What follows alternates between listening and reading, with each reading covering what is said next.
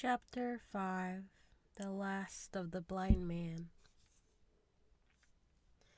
My curiosity, in a sense, was stronger than my fear, for I could not remain where I was, but crept back into the bank again, whence, sheltering my head behind a bush of broom, I might command the road before our door. I was scarcely in position ere of my enemies began to arrive, 7 or 8 of them running hard with their feet beating out of time along the road, and the man with the lantern some paces in front. 3 men ran together, hand in hand, and I made out, even though the mist, that the middle man of this trio was the blind beggar. The next moment his voice showed me that I was right. "Down with the door," he cried. "Aye, aye, sir," answered 2 or 3, and a rush was made upon the Admiral Benbow, the lantern-bearer, following, and then I could see them pause and hear speeches passed in a lower key, as if they were surprised to find the door open. But the pause was brief, for the blind man again issued his commands. His voice sounded louder and higher, as if he were afire with eagerness and rage. In, he shouted, and cursed them for their delay. 4 or 5 of them obeyed at once, 2 remaining on the road with the formidable beggar. There was a pause, then a cry of surprise, and then a voice shouting from the house, "Bill's dead!" But the blind man swore at them again for their delay. "Search him, some of you shirking lubbers, and rest of you, lot get that chest," he cried. I could hear their feet rattling up the old stairs, so that the house must have shook with it. Promptly afterwards, fresh sounds of astonishment arose. The window of the captain's room was thrown open with a slam and a jingle of broken glass, and a man leaning out into the moonlight head the shoulders and addressed the blind beggar on the road below him. "Phew!" he cried. "They've been before us. Someone's turned the chest out, alow and aloft." "Is there?" roared Prue. "The money's there?" The blind man's cursed the money. "Flint's fist, I mean," he cried. "He don't see it nowhere," he returned the man. "Here, you below there, is it on Bill?" cried the blind man again. At that, another fellow, probably him who had remained below to search the captain's body, came to the door of the inn. "Bill's been overhauled already," said he. Nothing left. "There's these people of the inn. It's that boy. I wish I put his eyes out," cried the blind man. "Pew!" There were no time ago. They had the door bolted, and I tried it. "Scatter, lads, and find them." "Sure enough, they left their clim here," said the fellow from the window. "Scatter and find them. Rout the house out," reiterated Pew, striking with his stick upon the road. Then there followed a great to-do throughout all the old inn, heavy feet pounding to and fro, furniture thrown over, doors kicked in until the very rocks re-echoed, and the men came out again, one after another on the road, and declared that we were nowhere to be found, and just the same whistle that had alarmed my mother and myself over the dead captain's money was once more clearly audible through the night, but this time twice repeated.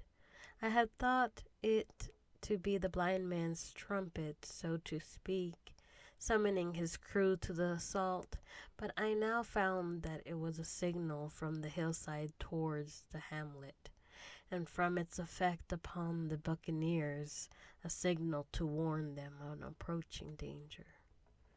"There's Dirk again," said one. "Twice. We'll have to budge, mates. Budge, you sulk," cried Pew. "Dirk was a fool and a coward first, and you wouldn't mind him. They must be close by. They can't be far. You have your hands on it. Scatter and look for them. Dogs!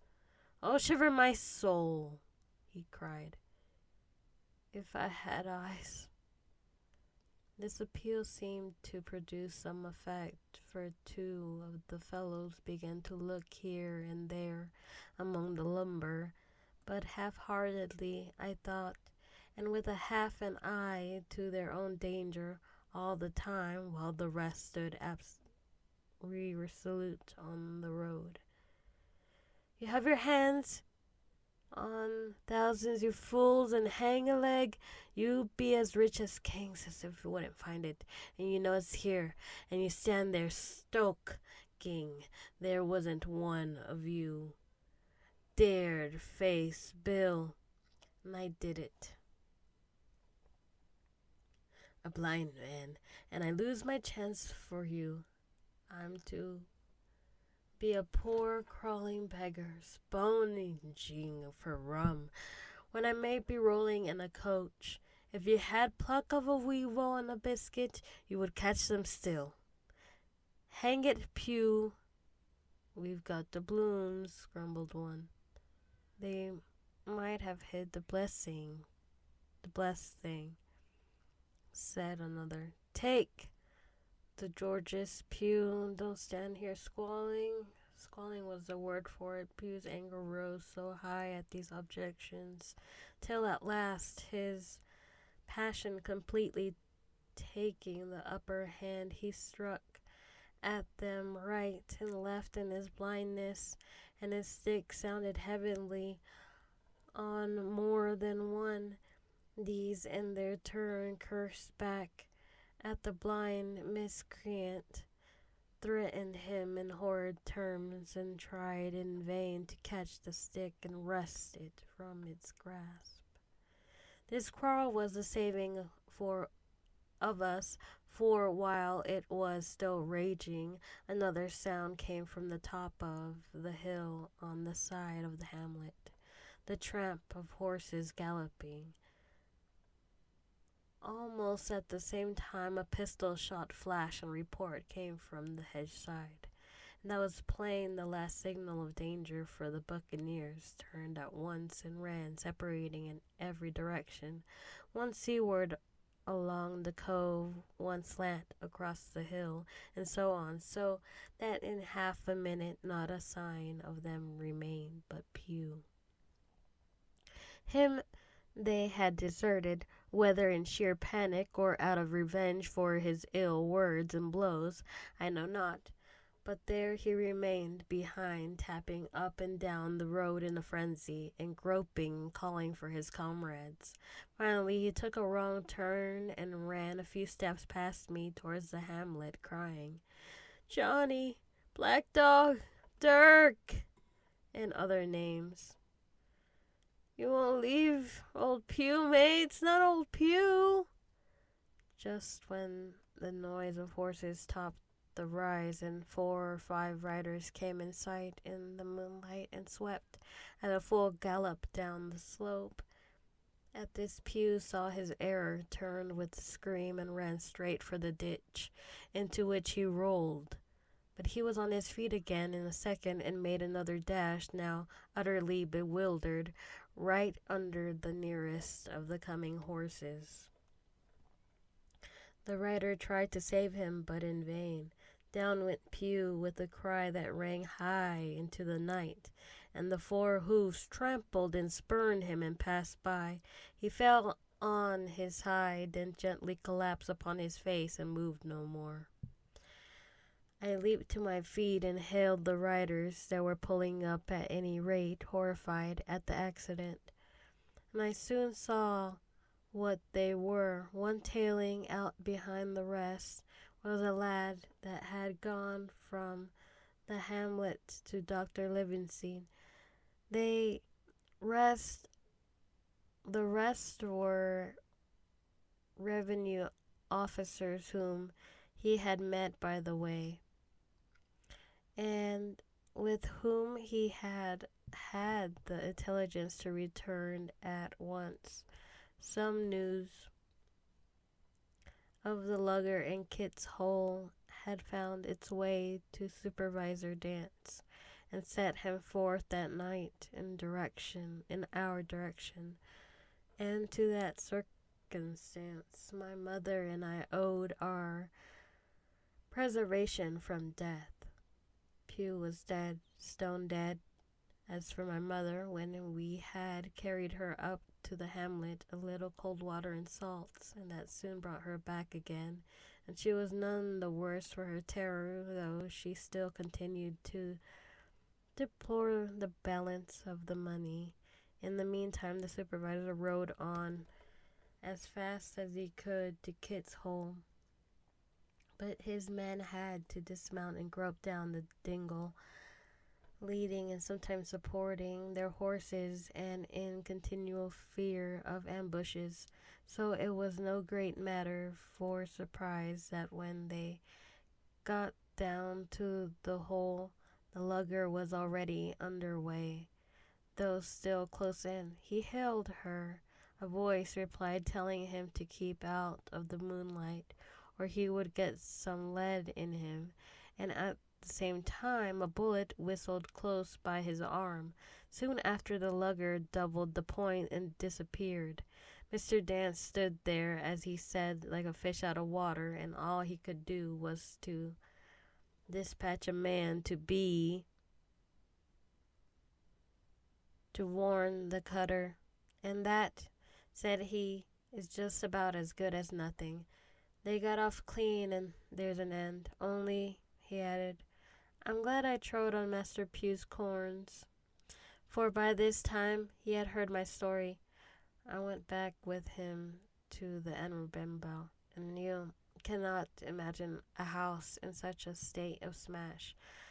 The very clock had been thrown down by these fellows in their furious hunt after my mother and myself, and though nothing had actually been taken away except the captain's money bag and the little silver from the till, I could see at once that we were ruined. Mr. Dance could make nothing of the scene. They got the money, you say? Well then, Hawkins, what in fortune were they after? Your money, I suppose? No, sir, not money, I think, replied I. In fact, sir, I believe I have the thing in my breast pocket, and I tell you the truth, I should like you to put it in safety. To be sure, boy, quite right, said he. I'll take it if you like. I thought perhaps Dr. Livingstone, I began. Perfectly right, he interrupted very cheerfully. Perfectly right, a gentleman and a magistrate. And now I come to think of it, I might as well ride around there myself and report to him or Squire, Master Pugh's dead. When all's done, that I regret, but he's dead, you see, and people will make it out against an officer of His Majesty's revenue. If make it out they can, now I'll tell you, Hawkins, if you like, I'll take you along. I thanked him heartily for the offer, and we walked back to the hamlet where the horses were. By the time I had told my mother of the purpose, they were all in the saddle. Dogger, said Mr. Dance, you have a good horse. Take up this lad behind you. As soon as I was mounted, holding on to Dogger's belt, the supervisor gave the word, and the party struck out at a bouncing trot on the road to Dr. Livingstone's house. End of chapter 5.